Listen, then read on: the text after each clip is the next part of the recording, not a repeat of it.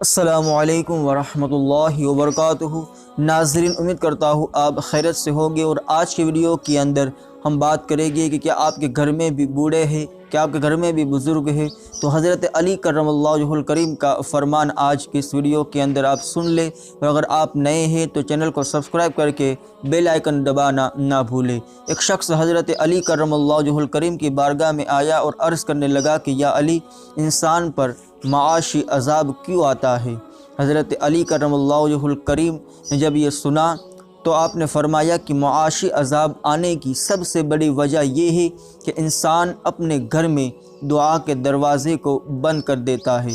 تو وہ کہنے لگا کہ دعا کا دروازہ؟ حضرت علی کرم اللہ وجہہ الکریم نے فرمایا کہ میں نے اللہ کے رسول صلی اللہ علیہ وسلم سے سنا ہے، فرماتے ہیں کہ بزرگوں کا حق یہ ہے کہ تم ان کی عمر کی وجہ سے ان کا احترام کرو۔ میں نے اللہ کے رسول صلی اللہ علیہ وسلم سے سنا کہ جن گھر میں بزرگ رہتے ہیں، اللہ ان بزرگوں کو نوجوانوں اور بچوں کے لیے دعا کا دروازہ بنا دیتا ہے۔ یاد رکھنا، جو انسان اپنے بزرگوں کا احترام نہیں کرتے، ان کی باتوں کو درگزر کر دیتے ہیں، وہ اپنے ہاتھوں سے ہی دعا کا دروازہ ہمیشہ کے لیے بند کر دیتے ہیں۔ انسان کی دنیاوی زندگی کو سب سے زیادہ تباہ یہ عمل کرتا ہے۔